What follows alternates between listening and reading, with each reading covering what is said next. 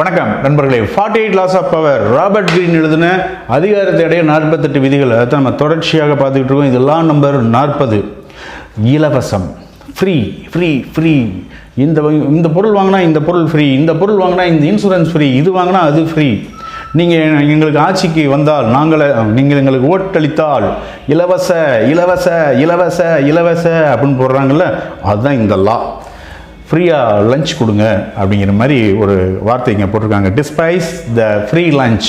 Free லஞ்சை கொடுங்க அப்படிங்கிறது அர்த்தம் இங்கே போட்டிருக்கிறது. ஆனால் அர்த்தம் என்னென்னா, ஃப்ரீயாக சில விஷயங்களை மக்களுக்கு செய்யுங்கள். மக்களுக்கு நீங்கள் ஃப்ரீயாக சில விஷயங்களை செய்யும் பொழுது மக்கள் உங்களை சார்ந்து இருப்பார்கள். உங்களுடைய அதிகாரம் அடுத்தபடிக்கு போகும் அப்படிங்கிறது தான் இது. இலவசம் சார்ந்து தானே நாடே இருக்குது.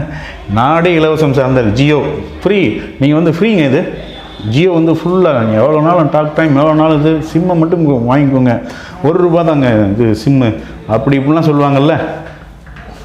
அவங்க அதிகாரத்தை அவங்க அடைஞ்சிட்டாங்க. ஜியோ அவங்களுடைய அதிகாரத்தை அடைஞ்சிட்டாங்க ஃப்ரீயாக கொடுத்து. இப்போ அவங்க கையில் நம்ம மாட்டிக்கிட்டோம். அதிகாரம் அவங்க கையில் இருக்குது.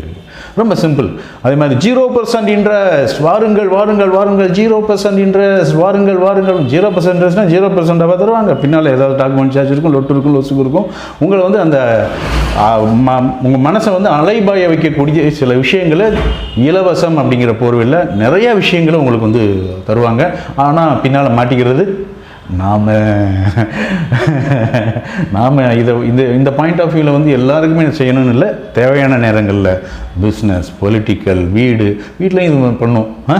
இது உனக்கு இது பண்ணித்தரேன்பா, இந்தப்பா வாங்கிக்கோ, பண்ணுப்பா அப்படிங்கிற மாதிரி இருக்கும். எல்லா இடத்துலையும் நட்பு, எல்லா இடத்துலையுமே இந்த ஃப்ரீ ஃப்ரீ ஃப்ரீ ஃப்ரீங்கிற விஷயம் அங்கே அதிகாரத்தை நோக்கி நகர்த்துகிற ஒரு விஷயமாக இருக்கும். அவர்களை அடிமையாக்குகிற ஒரு விஷயமாக இருக்கும்.